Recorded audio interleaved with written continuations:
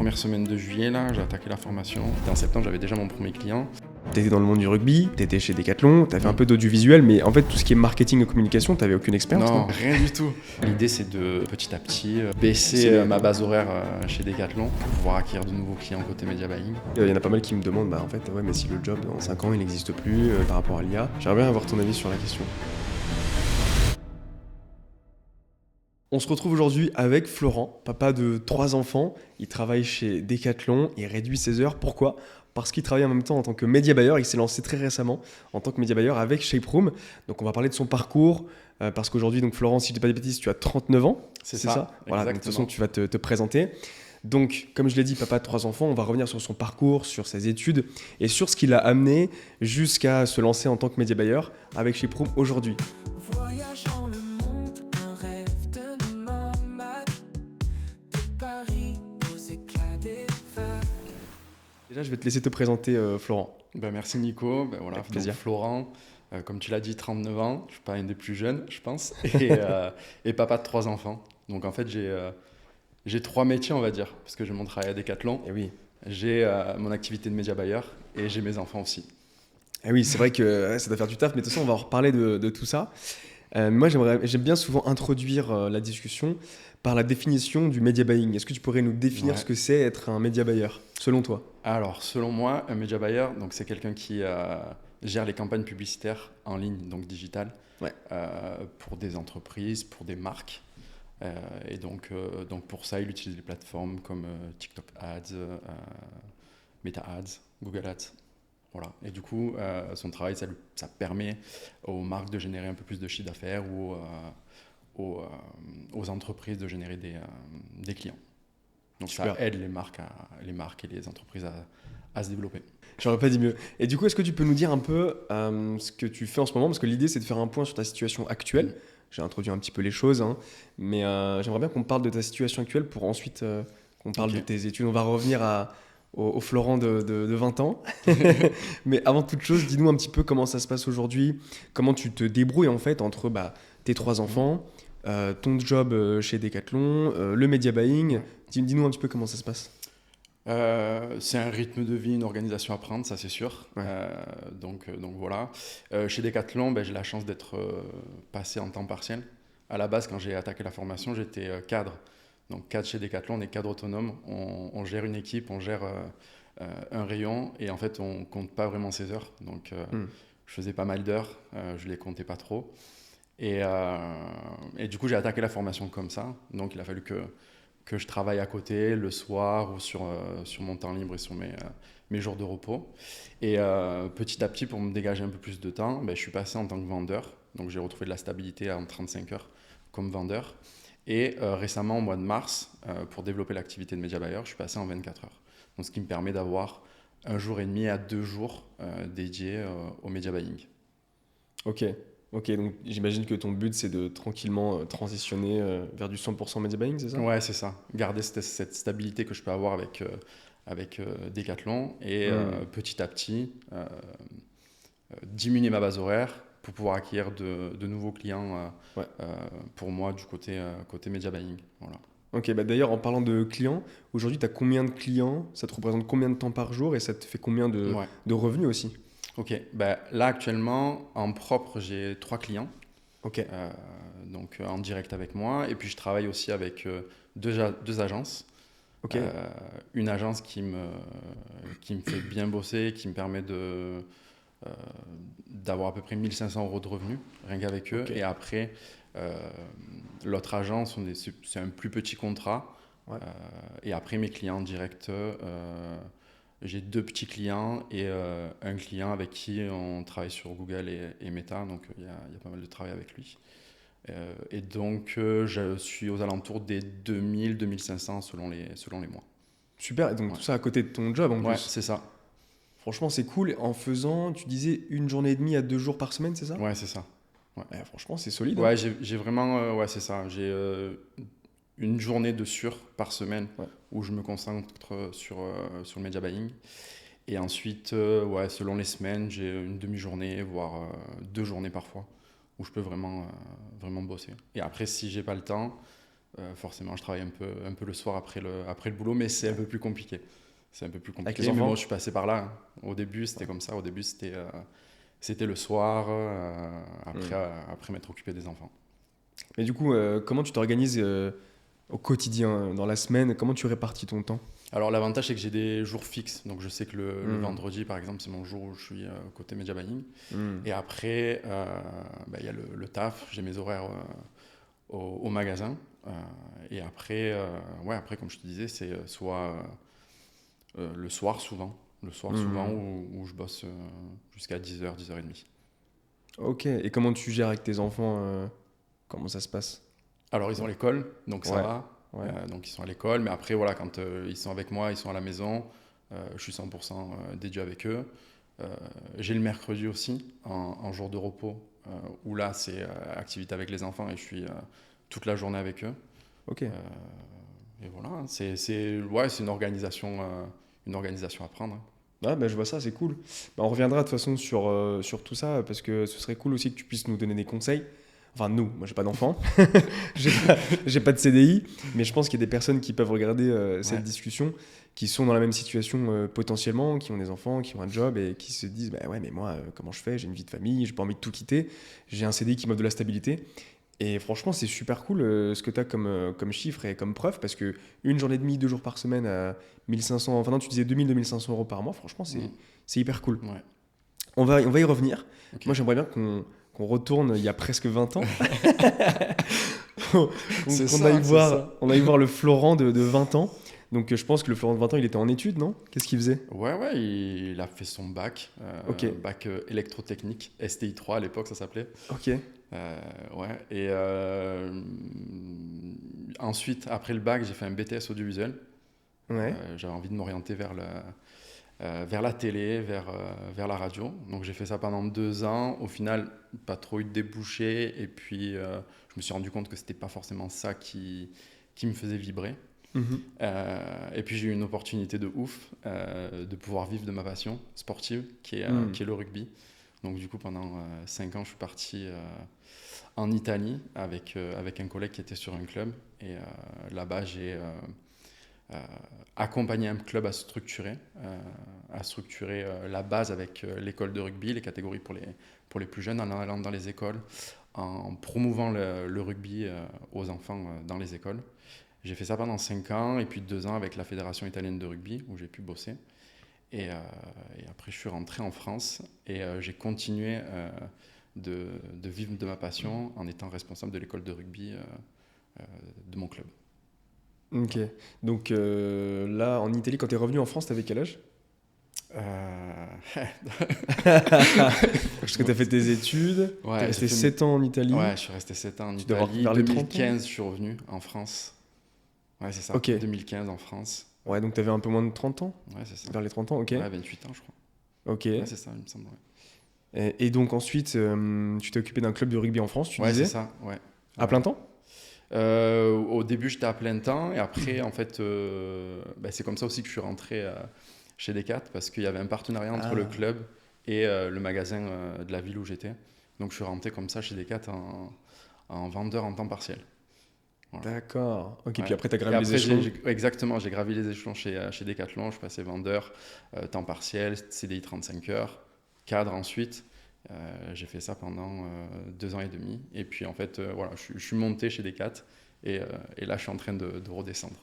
Ouais, pour Ouais, transitionner vers la suite. exactement, c'est ça. Ok, Exactement. ok, très clair tout ça. Mais donc du coup, quel a été le déclic? Parce que tu gérais ton club de rugby, Mm. ensuite tu es rentré chez Decat. Et à quel moment tu t'es dit, en fait, cette vie-là ne me convient peut-être pas à 100% et surtout pourquoi? La charge de travail était assez importante. Ouais. En Euh, tant que cadre, c'est ça? ouais, c'est ça. Ouais. Plus les enfants. En gros, mon jour de repos, c'était le dimanche et le mercredi. Mais le mercredi, je le dédie aux enfants. Hmm. Et du coup, il me manquait beaucoup de temps pour moi, en fait. Ouais. Pas mal de temps pour moi. Et le dimanche, c'était le temps en famille, quoi. Ah oui, Donc ouais. au final, pas beaucoup de temps pour moi. Euh, ouais, j'avais envie de faire autre chose. Je ne l'ai pas dit, mais j'étais déjà à mon compte aussi en tant que responsable de l'école de rugby. sur le club. Ok. Donc j'avais déjà commencé à développer une petite activité où en fait on proposait du rugby aux plus petits. La Fédération française de rugby pouvait licencier les enfants qu'à partir de 6 ans. Hmm. Et donc nous, sur le club, on a développé une activité plutôt moteur avec le ballon ovale pour les plus petits. Et du coup, comme ils ne pouvaient pas être licenciés, on a monté, on va dire, cette petite entreprise. Donc j'étais déjà auto-entrepreneur Ok, d'accord. avec le rugby. Et c'est quelque chose qui m'a beaucoup plu, pouvoir tout gérer, être à mon compte. C'est moi qui définissais les horaires. Hmm. Donc, euh, donc voilà, donc il y avait déjà cette petite fibre-là Ouais. de auto-entrepreneur. Et, donc voilà. Ouais. Ah, c'est cool. Bah, tant mieux, ça t'a aidé, je pense. Et j'aimerais bien savoir, tu faisais combien d'heures concrètement en fait, chez Decat? Tu disais que ça te prenait beaucoup de temps. Peut-être t'as une idée de je sais Ouais, pas, une journée 35 heures, typique? 35 heures, c'est sûr que non. Mais après, ça dépend des magasins. Mais le nôtre, il est ouvert de 9h jusqu'à 19h ou 19h30 selon la saison. L'été, on ouvrait toujours un peu plus longtemps. Donc voilà, ça faisait des journées assez chargées, quoi. Une bonne journée, ouais. Ouais. Ouais, Et j'imagine. après, ça fluctue aussi en fonction de la saison. Tu vois, il y a des moments dans l'année où on a un peu plus de clients, où les périodes sont un peu plus importantes, même le travail est un peu plus important. Ok. En fait, c'est jamais linéaire, ça fluctue un peu, donc voilà, ça dépendait aussi du moment dans l'année. Ok. Ok, et donc, quand tu as eu cette réalisation, donc tu t'es dit, j'ai pas assez de temps pour moi. Enfin, comment ça s'est passé en fait dans ta tête où tu t'es dit, bon, bah, je travaille de 9h à 19h à 19h30, Ouais. j'ai pas le temps pour moi, je passe du temps avec mes enfants un petit peu le mercredi, mais Ouais. j'ai besoin de plus Bah, de temps. Ça s'est passé comment? Dans ma tête, la solution, c'était d'avoir quelque chose à côté qui puisse me permettre de gagner plus quelque part. Et aussi, j'avais pas encore dans les têtes et l'optique de ne pas de pas continuer à progression chez Decathlon. Ok. C'était pas j'avais pas du tout ça en tête. Mais ouais, l'idée c'était de pouvoir déjà générer un peu plus de revenus par Ok. rapport au salaire que j'avais. Et dans la logique, oui, du temps aussi à côté. Ok, donc il y avait quand même cet aspect financier aussi Ouais. que tu avais en tête. Ouais, bien sûr. Ouais. Ah, ok. Mais pourquoi? Ah, parce qu'en fait, moi, de ce que j'ai compris, tu me disais, c'était plutôt le temps, tu passais trop de temps au travail. Donc en fait, ce que tu recherchais, si je comprends bien, c'est à compléter tes revenus Exactement. et en même temps à gagner du temps. Ouais. D'accord. Avec un truc en plus à côté. C'était C'est ça ton plan. C'est ça, ouais. Ouais. Ben, je me disais que si j'arrivais à développer cette autre activité à côté, Ah oui. ça m'aurait permis de me dégager un peu plus de temps à côté. Parce que, Donc de baisser ta charge chez Decathlon, c'est ouais, ça? c'est ça. Ok. Parce qu'il faut se le dire, quand on est parent, il y a quand même une responsabilité à assumer derrière, où on ne peut pas se permettre de quitter du jour au lendemain une stabilité qu'on peut avoir avec le travail, quoi. Ouais, je comprends. Ouais, c'est clair. Et donc, à quel moment tu t'es intéressé tout ce qui était métier du digital, tous les business en ligne? Ça s'est fait un peu par hasard, comme j'imagine la plupart des personnes, en scrollant un peu sur Insta. Et du coup, la première formation que j'ai faite, c'était une formation en copywriting. Mhm. Donc, je suis déjà rentré, on va dire, là-dedans, dans Ouais. les métiers du digital par le copywriting. D'accord. Mais il s'est passé combien de temps entre le moment où en fait tu t'es dit, ok, il faut que je développe un truc à côté, et le moment où tu as commencé ta formation en copywriting? Ouais, j'ai pas le temps précis, mais je dirais entre 4 et 5 mois peut-être. Ok, d'accord. Ouais, c'est pour comprendre en fait, tu vois, la phase de réflexion et tout. Ouais. Parce que quand tu as découvert ça, quand tu disais en scrollant sur Instagram, Mhm. qu'est-ce que tu as fait? Tu t'es renseigné un petit peu? Ouais, c'est vidéo, enfin une pub qui te présente un métier que personne ne connaît mais qui est hyper accessible parce que tout le monde peut le faire. Ouais. Et derrière, ça m'a intéressé. Je suis allé cliquer sur la vidéo, voir la vidéo. Je me suis dit, ouais, tiens, c'est quelque chose qui est accessible, que je peux faire à côté de mon boulot, qui va peut-être me demander un peu de temps, mais pas le temps que je peux avoir sur le magasin pour générer les mêmes revenus. Mhm. Donc c'est comme ça que j'ai attaqué. D'accord, ok. Donc tu t'es lancé dans le copywriting. Ouais. Et après, qu'est-ce qui t'a amené du coup au media buying? Parce que c'est pas exactement la même chose quand même. Ouais, le copywriting, donc j'ai fait la formation, j'ai suivi la formation. Quand est-ce que j'ai fait ça? C'était 2024. Ah Ouais. oui, d'accord. Ouais. Décembre Ouais. 2024, j'ai suivi la formation. Ok. Donc j'ai suivi tout le parcours qu'il y avait sur la formation. Il y avait forcément un moment où il y avait de la prospection, comment démarcher, comment aller chercher des clients. Mhm. J'ai eu quelques clients, mais j'ai rapidement, j'ai persévéré un petit peu quand même, mais j'ai un peu lâché cette partie-là parce que justement, j'avais pas les résultats en termes de clients. J'arrivais pas à avoir de la stabilité, on va dire, avec les clients. J'avais quelques missions comme ça, par-ci par-là, mais ok. pas de stabilité. D'accord. Voilà. Ok, parce que selon toi, le copywriting, ça permet pas d'avoir une stabilité financière? Si on trouve le client idéal, où on devient vraiment un stratège avec lui, oui, parce qu'on s'inscrit sur du long terme. Mais là, sur les missions que j'avais, c'était des petites missions sur l'écriture de campagnes d'emailing ou ouais, c'était surtout ça, campagne emailing, quelques pages de destination aussi. Mhm. Voilà. Mhm. Il y avait- avec les clients que j'avais, je m'inscrivais pas dans la durée avec eux. Ok, d'accord, je vois. Et d'ailleurs, pour préciser au cas où, s'il y a des personnes qui ne comprennent pas le terme copywriting, est-ce que tu pourrais nous expliquer ce que c'est? Copywriting, c'est une personne qui va, toujours dans la stratégie marketing et digital, c'est une personne qui va rédiger pour une marque, pour un infopreneur, des scripts pour les publicités, Mhm. des pages de destination, des vidéos de vente aussi, des pages Mhm. de vente. Donc en gros, donc il va écrire du texte dans l'objectif forcément de vendre. Donc voilà comment j'explique Ouais, ça. c'est à peu près ça, ouais. Ouais, comme ça, on comprend bien. Et moi, c'est vrai que c'est ce que j'avais remarqué en fait dans le copywriting.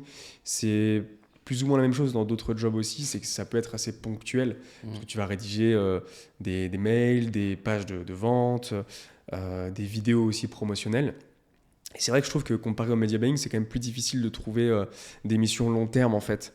Des missions long terme qui vont durer potentiellement plus de 6 mois, 1 an, parce que c'est ce qui est le cas généralement en media buying. Moi, je sais pas si je t'avais déjà dit, mais mes clients avec qui je suis resté le plus longtemps, c'était 3 ans et demi. Donc c'est quand même, je trouve, une vraie stabilité. Parce qu'il y a quelque chose qui revient souvent d'ailleurs dans les personnes qui se lancent en freelance et surtout en media buying, c'est cette peur en fait que ce ne soit pas stable. Si on compare au CDI, où tu sais, le CDI, Ouais. bon, bah, t'as ton salaire qui tombe tous les tombe mois. ouais. Il y a des personnes, du coup, en se lançant en freelance, parfois aussi, moi, c'est ce que j'entends en tant que media buyer, qui ont peur en fait que ce soit pas stable. Mais je trouve que le media buying, je sais pas ce que tu en penses toi, tu me diras. Personnellement, moi, le media buying, ça m'a apporté une vraie stabilité, même si ça fluctue quand même. C'est-à-dire que, contrairement au CDI, tu vas pas avoir ton 2000, 2500 euros tous les mois. Mais moi, j'avais entre 3000 et 10 000 euros chaque mois, quoi. Ouais, c'est ce que je me rends compte aussi, c'est que oui, ça fluctue. Des fois c'est un peu plus, des fois c'est un peu moins. Ouais. Mais il y a quand même de la stabilité avec les clients. Moi, mon premier client, je l'ai gardé de septembre jusqu'à décembre. Mhm. Et entre-temps, j'avais trouvé un autre client en novembre. Et je suis toujours avec lui aujourd'hui, quoi. Ok. Donc là, ça fait quoi? Ça fait 6 mois à peu près? Décembre, janvier, février, mars, avril, mai, juin, 7 mois. 7 mois. 7 mois, ouais. C'est je cool. compte un peu. Et ça se passe bien, tu me disais, non? Ouais, ça se passe bien parce que on est parti d'une toute petite stratégie avec un petit budget, Ouais. uniquement sur Google. Et puis petit à petit, moi j'ai gagné en expérience, en confiance aussi, parce que Ouais. la formation avec toi, je l'ai attaquée en juillet et je l'ai finie en septembre. J'ai essayé d'aller assez vite et en septembre, j'avais déjà mon premier client. Donc je n'étais pas pleinement expert sur ce métier-là, mais j'avais les compétences pour déjà commencer avec le premier client. Donc avec ce client-là, ouais, j'ai apporté, j'ai gagné en expérience, en confiance et petit à petit, on a développé un peu l'acquisition de clients avec lui. Donc c'est passé par de la création de pages de destination, de landing page. Là, en juin, on attaque la partie méta aussi, qu'on va construire. Et le budget aussi a augmenté de son côté. Parce qu'on est parti avec 800 euros de budget en campagne sur Google. Mensuel, ouais. Et là, il investit 1500 euros. Ah, c'est cool. Ouais, Donc ça prouve que les résultats sont là. exact. Ouais. Putain, bravo. Ouais. Franchement, c'est cool parce que tu as eu ton premier client en 3 mois. Ensuite, tu as une première relation, donc tu le disais, entre septembre et décembre. C'est ça. Là, tu as quand même pas mal de clients. Tu arrives à faire du 1 jour et demi, 2 jours par semaine. Ouais. Tu fais du 2000-2500. Plus tu as des résultats avec tes clients, ça se passe bien. Ouais. Franchement, c'est cool. En même pas, parce que là, on se parle, on est en juin donc 2026. Ouais, c'est ça. Tu es rentré dans chez Prom en juillet donc 2025, donc ça fait même pas un an. Et ton Non. premier client, tu l'as eu en septembre Ouais. 2025. Donc franchement, c'est cool. Et d'ailleurs, ça m'a mis une question parce que tu as dit que tu étais dans le monde du rugby, tu étais chez Decathlon, tu avais un peu d'audiovisuel, mais en fait, tout ce qui est marketing et communication, tu n'avais aucune expérience. Non, rien du tout. Ouais, c'est ça. Ouais, rien du tout. Ouais, des fois, j'étais perdu. Hein. Ah, Des fois, j'imagine. j'étais Ouais. perdu. Ouais, franchement. Pas sur la formation en elle-même et le contenu qu'il peut y avoir dans chez Prom, Ouais. mais c'était surtout des fois sur les masterclass ou sur les one-to-one qu'on peut avoir ou les moments de formation en groupe, en visio, où là, des fois, au début, il y avait des termes. Genre, je me notais les termes, après, j'allais rechercher derrière ce que ça signifiait. J'étais pas du tout de ce monde-là. C'était le media buying. Inconnu au bataillon. Ouais, inconnu au bataillon. Mais comment tu as fait alors, du coup, parce que tu t'es quand même lancé dans le media buying en sachant que tu n'avais aucune expérience, tu partais de zéro. Ouais. Donc déjà, comment tu as traversé cette étape-là en te disant, bon, j'y connais strictement rien, je pars de zéro, mais je me lance quand même. J'avais déjà eu, on va dire, un peu cet état d'esprit-là avec la formation sur le copywriting. Ouais, oui, mais le copywriting, c'est de la rédaction. Ouais, mais il y a quand même une partie un peu technique. Ok. Oui, c'est facile en soi. Il faut juste écrire des mots. Après, il y a un peu de technique aussi pour convaincre avec les mots. Mais du coup ouais, j'étais déjà... On va dire que j'avais déjà cet état d'esprit-là à découvrir quelque chose de nouveau et apprendre quelque chose. Après, moi, je suis une personne qui aime apprendre, qui aime découvrir. Donc voilà, actuellement, je fais plus trop de copywriting, mais la formation m'a quand même appris des choses qui peuvent me servir avec le media buying. Ouais, j'imagine, c'est clair. Et donc, imaginons, tu es face à quelqu'un qui n'y connaît rien, tu vois, au media buying, qui a envie de se lancer à son compte, peut-être à côté, et qui puisse dans le media buying. Tu lui dirais quoi? Ce serait quoi tes conseils à quelqu'un qui, comme toi, partait de zéro? Moi, ce qui m'a convaincu, c'est le fait que déjà, c'est un métier qui est en train de venir et qui devient essentiel Ouais. pour se développer. Donc déjà, ça m'a convaincu. Donc c'est un métier, on va dire, plutôt d'avenir, où on sait qu'il va y avoir de la demande et des opportunités pour travailler. Ça m'a convaincu. Et après, difficile ta question, parce que, comme je te disais, moi, j'avais déjà cet état d'esprit-là à apprendre à découvrir autre chose. Ouais, moi, je dirais qu'il faut essayer, qu'il faut se lancer, qu'il faut tester. Quoi qu'il arrive, au final, on apprend quelque chose de nouveau, même si ça ne nous sert pas dans le futur, ça peut nous servir pour la vie de tous les jours ou pour un futur projet, une future activité. Ouais, c'est clair. C'est clair. Et puis en plus, là, tu vois, j'ai eu le retour, j'ai eu un message d'une fille qui s'appelle Camille, qui est dans l'accompagnement, et qui me disait Nico, en fait, je vais pas me lancer en tant que média buyer. Par contre, l'accompagnement, il m'a permis d'aller chercher les rêves qui étaient enfouis en moi. Je te montrerai le message, si tu veux. Franchement, c'était trop beau. Elle m'a dit, moi, je rêve depuis toujours de faire des voyages 100% personnalisés pour les gens, etc. Et elle m'a dit, je vais me lancer là-dedans. C'est grâce déjà à toutes les discussions, l'accompagnement.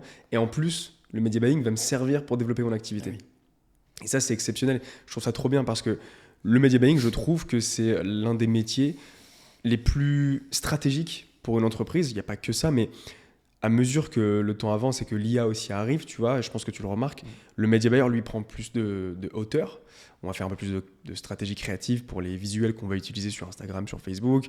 On va conseiller une entreprise aussi sur différents sujets. Et c'est pour ça que tu le dis là, que le media buying, c'est déjà, et ça va être de plus en plus quelque chose de central, hyper important pour les entreprises, et que ça va évoluer, qu'il y aura toujours de la demande, parce que de la publicité, de la vente, ça a toujours existé. C'est juste que les formes ont évolué. Et moi, tu vois, je le vois avec l'IA. Pour l'instant, c'est pas encore disponible, mais je pense que d'ici une année, il va y avoir de la publicité sur tout ce qui est ChatGPT, Claude, etc. Donc ça, c'est encore des nouvelles opportunités pour les médias buyers. C'est ça qui est fou, quoi. Ouais. Et pour rebondir sur ce que tu disais, Tu fais la formation, tu as des clients en media buying et d'un coup, tu veux changer d'activité, faire une activité, on va dire, en physique. Enfin, ce que tu auras appris, tu pourras le mettre en place pour ton activité. Donc voilà. Et je rebondis aussi sur le message. C'est vrai que dans la formation, ça c'est quelque chose que je tiens à dire et qui m'a beaucoup aidé, c'est toute la partie mindset au départ, qui te met vraiment les pieds dans la formation avec toutes ces parties mindset qu'on peut avoir. En tout cas, moi, ça m'a beaucoup aidé. Ouais, ça c'est obligatoire. Ouais. Et tu sais qu'avec la nouvelle formule, là, avec la mise à jour, on a rendu obligatoire des étapes. Oui. Parce que toi, tu as été un bon élève, toi, tu as suivi. Je me rappelle, tu me disais, ce qui me fait tenir, c'est la vision, c'est le pourquoi je fais tout ça et tout. Ouais. Et il y en a parfois qui passaient cette partie. Et 2 mois plus tard, tu les voyais plus ou alors ils avaient du mal. Et à chaque fois, quand je te posais des questions sur ta vision, tu sais pourquoi tu fais ce que tu fais oui, tu sentais que c'était un peu flou. Et c'est là où je me rendais compte qu'ils n'avaient pas bossé. Quoi. Et c'est que c'est pas évident hein, de trouver son pourquoi, c'est pas évident. savoir qu'est-ce qui te motive à faire ça, pourquoi tu fais ces sacrifices-là. Mais c'est important de se poser la question, parce que ça arrive quand même au fil de l'eau, tu vois. Ouais, au tout début, sûr. Quand tu te poses les premières questions, c'est vrai que c'est pas facile, on n'a pas l'habitude de faire ça. Mais si tu le fais bien, si toi tu y es arrivé et qu'il y en a d'autres qui y sont arrivés, c'est que tu vois, faut revenir dessus continuellement en fait. Ouais. Et puis d'ailleurs, ce que je voulais savoir aussi, c'est quand on s'est rencontrés et que tu t'es dit bon bah le media buying ça m'intéresse, qu'est-ce qui a fait que tu t'es dit let's go dans le media buying et avec Shape Room? Ouais, ça a été un peu long parce que je crois qu'on s'est. Moi je crois que j'ai vu ta vidéo, ta pub en mai. Je me suis dit ah tiens ça a l'air intéressant ce qu'ils proposent. Le media buying je connais pas trop. Il y avait le fait que ça soit un nouveau métier, qui soit essentiel aux entreprises et aux marques. La stabilité aussi, tu en parlais aussi, la stabilité. Du coup, j'étais pas réticent, mais je me suis dit, vas-y, je vais me lancer encore dans une formation, encore investir sur une formation. Et c'était pas forcément le bon moment et le bon timing, parce que je voulais pas perdre de temps à suivre la formation. En gros, dans ma tête, c'était vas-y, j'attaque la formation et en gros, je la tabasse. En gros, je me mets fort dedans pour avancer le plus rapidement possible et pas laisser traîner ou le faire sur le long terme parce que je pense que j'aurais pu lâcher à un moment donné. J'avais envie de faire la formation avec du rythme. Et c'est ce que j'ai réussi à faire. Bah ouais, c'est clair. Non, franchement, t'as eu des beaux résultats, hein, ça fait plaisir. Mais oui, c'est vrai que je me rappelle, on s'était contacté, je crois, en avril ou mai. Ouais, c'est ça. Et après, je suis rentré, je crois que j'étais la promo de juillet. Ouais, je crois. C'est ça, c'est la promo de juillet. Ça me dit un truc, ouais. Du coup, j'ai attaqué première semaine de juillet, là, j'ai attaqué la formation. Et ouais, après, premier client, en septembre. Et donc, dans ton aventure dans Shape Room, si tu devais me dire un peu le top 3 des choses qui t'ont aidé, qui t'ont vraiment aidé sur ton parcours et qui peut-être t'aident aussi sur le long terme. Je vais dire ce que disent les autres personnes, mais c'est tellement la vérité, tu vois. Donc, comme je t'ai dit tout à l'heure, moi, il y a la partie mindset en fait, qui m'a beaucoup aidé, redéfinir le pourquoi, l'écriture de la vision. D'ailleurs, je regardais ça hier soir avant de venir et j'y suis pas très très loin. Hein. Il manque quelques euros parce que je m'étais fixé bien, sur ça. un an, mais j'y suis presque, donc c'est cool. Donc ouais, moi perso, ça m'a énormément aidé et ouais, je l'ai toujours écrit dans un coin et même le pourquoi, tu vois, des fois où je me dis ouais, j'ai pas envie, c'est dur. Je me tape la journée de boulot derrière les garçons à gérer le soir avec les devoirs pour le plus grand, les coucher et après, vas-y, c'est 20h30, 21h. Des fois, c'est un peu dur. Ouais. Des fois, c'est un peu dur. Donc ça aide. Et après, deuxième chose, c'est les coachs. Tu vois, la disponibilité qu'on peut avoir. Moi, ce que j'ai apprécié, c'est que déjà, ça peut paraître anodin, mais quand j'ai pris le rendez-vous avec toi la première fois, la personne que j'ai eu en face, c'était toi. Donc déjà, je me suis dit, ah ouais, ok, c'est pas n'importe quoi, c'est sérieux parce que quand j'ai pris rendez-vous pour la formation copywriting, Mhm. la personne ne s'est pas pointée au rendez-vous. Ah bon? Moi, j'étais présent, ouais. Moi, j'étais présent, mais le closer ou le setter euh, m'a mis un petit lapin, quoi. Ah ouais, Donc, il d'accord. n'était pas présent. Bon, après, ils se sont excusés. Ouais. Et donc, du coup, voilà, il y a eu quelque chose qui était... Enfin, voilà, c'était du concret. Puis aussi, t'as pris... t'as t'as pas forcé. Tu vois, t'as pas Mhm. forcé. Je crois qu'on s'est eu 2 ou 3 fois hein, avant que je prenne la formation. Peut-être, ouais, je Ouais, sais plus. 2 fois, c'est sûr. ouais. 3 fois, je sais pas, parce que je me rappelle que tu m'avais dit que Mais tu après, m'avais présenté ton plan. mais en tout cas, on avait Et... échangé. Oui, oui, on On avait avait échangé sur par... WhatsApp, ouais. Ouais, mais oui, tu as raison, peut-être 2 fois. Et donc, ouais, donc en gros, c'est ça. C'est, pour revenir à ta question, c'est la disponibilité Ok. qu'on peut avoir avec toi ou avec les coachs. Et troisième, c'est le groupe. Enfin, c'est La communauté. communauté, ouais. La communauté, parce qu'on rentre par promotion. Et de suite, il y a du lien qui se fait. Et même si c'est pas forcément avec la promo, c'est avec celle d'avant, celle d'après. Ouais, ouais. Moi, je suis toujours en contact avec certains élèves, avec certains coachs. Quand il y a un souci, voilà, on s'envoie des messages. Et donc ouais, ça crée ouais, des liens d'amitié, de collègues, quoi. Comme on pourrait retrouver dans une entreprise classique, quoi. Mm. Mais ce qui fait la différence aussi, c'est que on va tous dans la même direction. Enfin, on a tous le même but. Ouais. C'est faire la formation, trouver ses premiers clients, trouver ses premiers revenus. Donc du coup, ça motive pas mal. Bah ouais, c'est clair. Mais c'est cool que tu aies gardé contact. Mm. C'est un peu le but, tu vois, aussi, qu'on puisse recréer un petit peu cette ambiance, on va dire, entre guillemets, école. Ouais.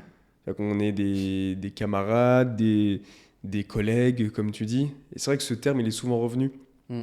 Et j'ai discuté avec pas mal d'anciens qui sont passés. Et c'est vrai que le mot collègue revient. Il y en a qui ont gardé contact parce qu'ils sont à Paris. Alors, franchement, c'est cool. Et c'est d'ailleurs pour ça que je vais faire aussi de plus en plus de physique. Donc là, tu vas rencontrer d'autres personnes au co-living là, qu'on va faire ensemble. Donc ça, c'est Mhm. cool. Mais j'aimerais aller un peu plus loin dans tout ça, tu vois, que ce soit plus récurrent. Ça va se mettre en place tranquillement, Ouais. mais sûrement. Et donc, du coup, là, tu me disais que tu as plusieurs clients, 2000-2500 euros par mois, une journée et demie, 2 jours. Et donc, c'est quoi la suite? Alors, comment tu comptes évoluer?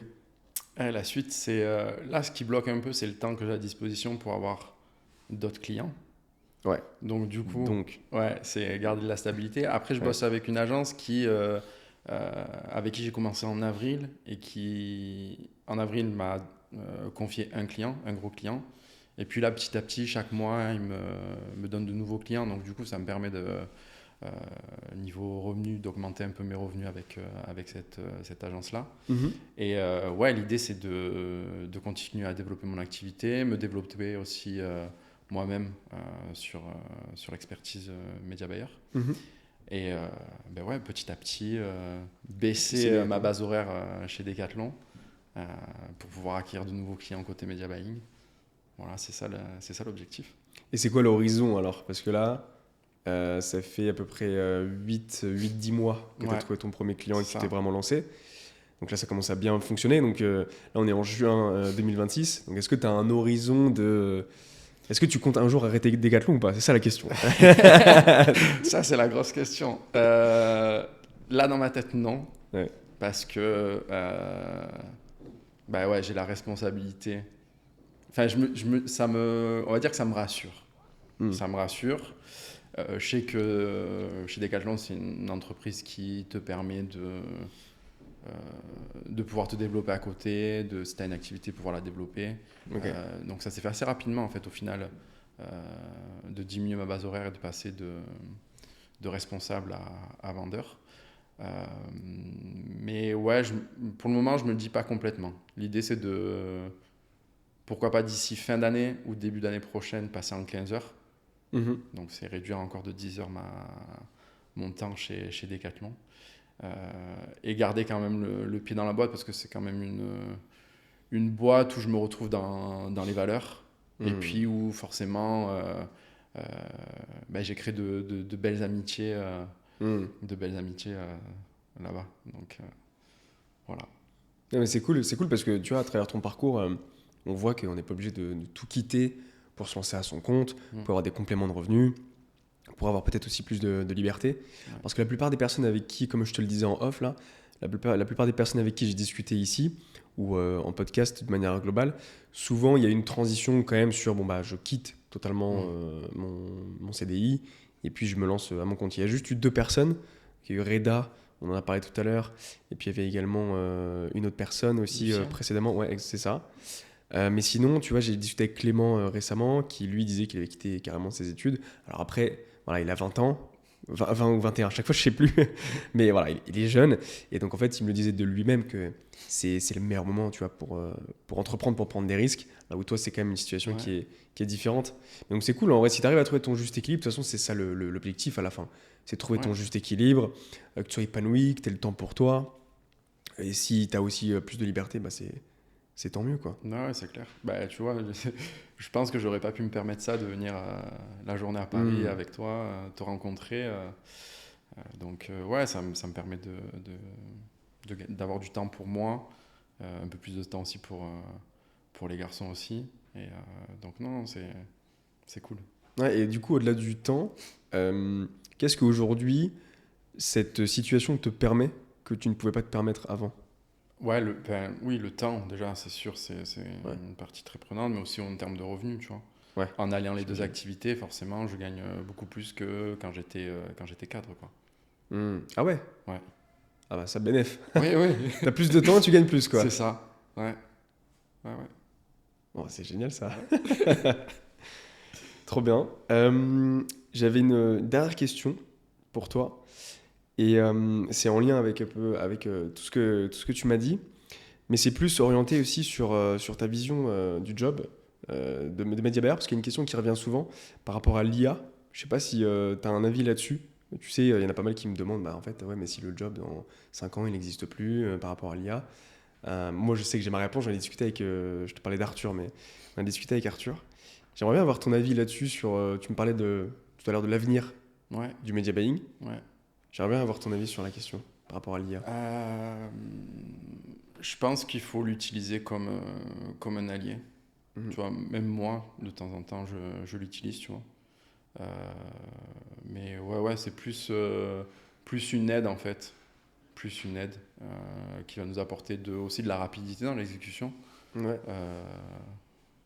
Ouais, moi, je vois plus ça comme une aide. Et non, je n'ai pas forcément peur que ça puisse nous remplacer. Qu'est-ce qui te fait dire ça? Il y a quand même cette partie stratégique. Il y a quand même, même si c'est un métier qu'on peut faire à distance, d'où on veut, il y a quand même cette partie humaine aussi qui est importante. Moi, je le vois avec l'agence avec laquelle je bosse, où au départ, la relation, pas qu'elle était tendue, mais qui était... on se lançait ensemble tous les deux et c'était assez prenant et assez intense. Et en fait, là, avec la personne avec qui je suis en relation, avec l'agence, tu vois, ça se passe hyper bien.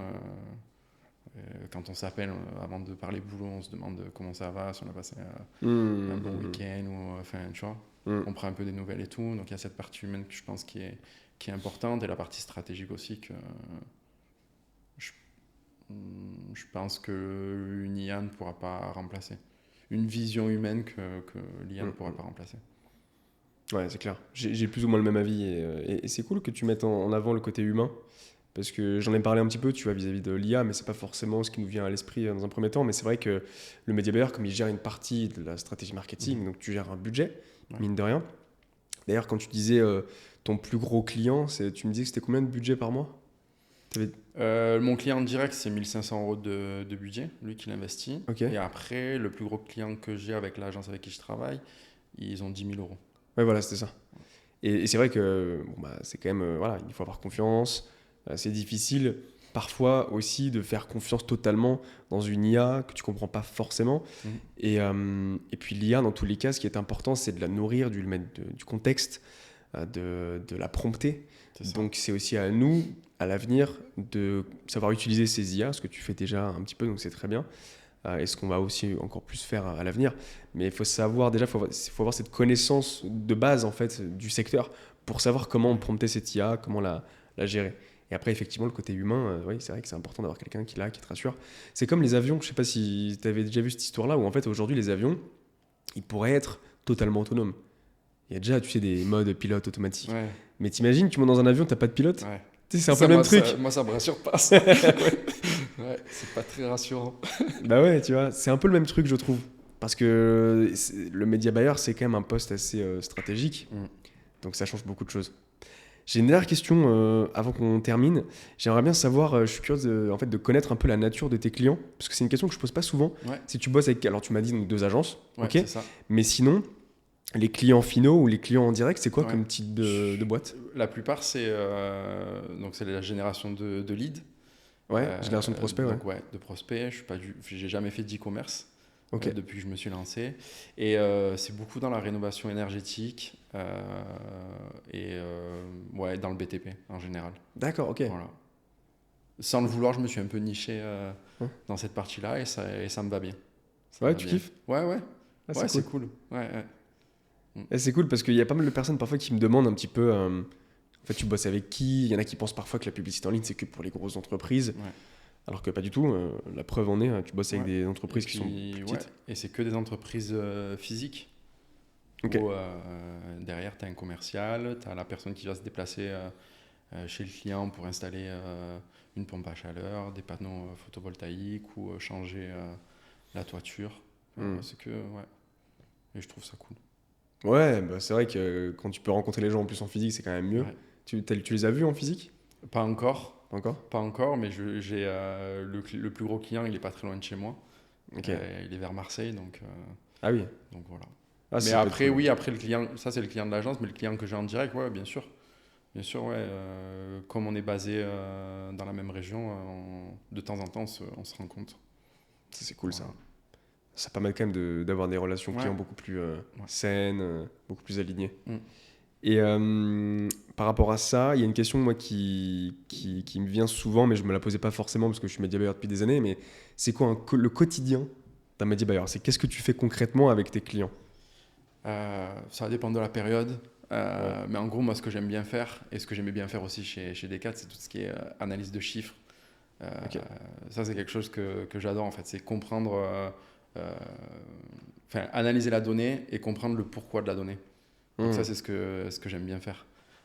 Et du coup, derrière, mettre en place des actions pour améliorer la donnée ou comprendre pourquoi, pourquoi ça a fonctionné, pourquoi ça n'a pas fonctionné.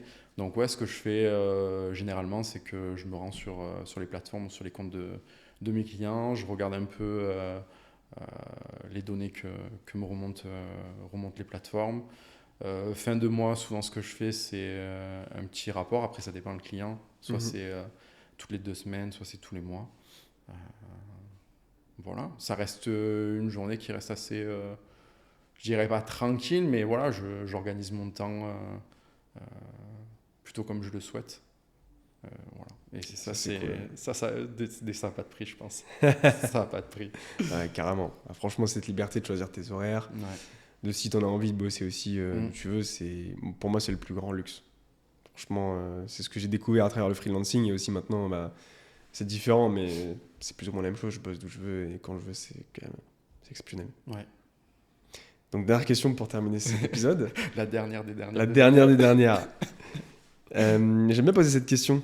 Parce qu'imagine, là, tu es face à quelqu'un qui a 35, 40 ans, qui a des enfants, très pris par le boulot. Mais cette personne-là, comme toi, elle a envie de se lancer à son compte parce qu'elle veut plus de temps pour elle, pour ses enfants, peut-être plus de liberté. Il y en a beaucoup qui pensent aussi au voyage. J'ai été assez surpris, j'ai vu un sondage dans une communauté où en fait, souvent les gens veulent, dans un top 1, plus voyager. Top 2, c'est plus de temps de qualité. Et top 3, c'était gagner plus d'argent.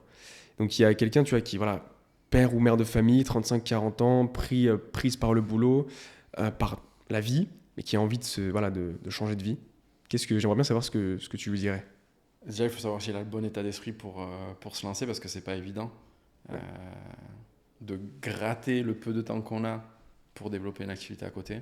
Ouais. Dans tous les cas, moi, ce que je lui dirais, c'est de tester, d'essayer.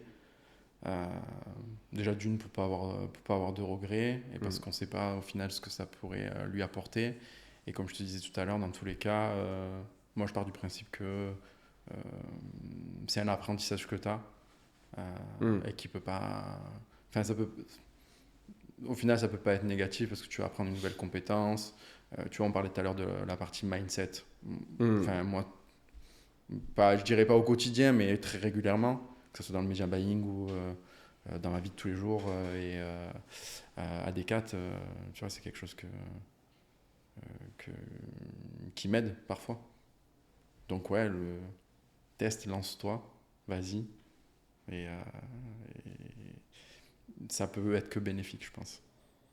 Si la personne a envie de se développer, ça peut être que bénéfique. C'est clair. Trop bien. Une petite chose à rajouter avant qu'on termine ou pas? Pas spécialement, non, ça va. C'était cool, bon moment avec toi. Ouais. C'était un de mes objectifs, ça. Eh oui, c'est C'était vrai. un de mes objectifs déjà de te rencontrer en vrai et de pouvoir faire cette interview-là. Et je suis très content de l'avoir fait. Et t'en as pensé quoi alors? C'est nickel. Très bien. On aurait pu faire ça à côté au bar. Ouais, c'est vrai, t'étais à l'aise, non? Ouais. C'est comme si on avait terminé alors que ça tourne encore en plus. Ouais. Non, mais c'est vrai parce que des fois, il y a des personnes qui sont un peu stressées, tu sais, au début, ce qui est normal. Il y a les lumières, il y a les caméras et tout. C'est pas facile, Non, mais ça toi, va. t'es à l'aise, hein? Ouais, t'as trouvé? Ouais, franchement. Ouais, ça va. Bon, allez, je vais Après, tu m'as en conclure. confiance aussi, donc. Ouais, c'est donc vrai, ça c'est va. vrai. Ouais, c'est vrai. Puis ça va, l'environnement, il est cool. Ouais. On est à l'aise, quoi. Mm. Bon, allez, je vais conclure. Parce que du coup, à la fin d'une vidéo, qu'est-ce qu'on dit? On dit, si la vidéo vous a plu et les sujets du coup, vous ont plu, n'hésitez pas à liker la vidéo, commenter, vous abonner aussi à la chaîne YouTube pour donner de la force à Shape Room, me donner de la force et aussi soutenir Florent. Parce que ce qui permet aussi à Shape Room de grandir, c'est d'acquérir plus d'élèves. Et donc, plus on a d'élèves, plus on peut investir dans un nouveau produit, dans des coachs, t'en parlais, tu vois, dans plein de choses comme ça, organiser aussi des co-living. Donc, un petit like, un petit commentaire, ça fait toujours plaisir. Et puis, si vous êtes intéressé par le media buying, si tu es intéressé par le media buying, par le freelancing, normalement, tu auras un petit lien dans la description qui te redirigera soit sur mon site internet, soit vers une vidéo qui va t'expliquer ce qu'est le media buying. Sinon, tu peux te rendre aussi sur mon profil YouTube, sur ma chaîne YouTube, pour voir ce qu'est le media buying, parce que je fais pas mal de vidéos là-dessus. Voilà, et puis sinon, on se retrouve pour une prochaine vidéo. À très bientôt. Ciao!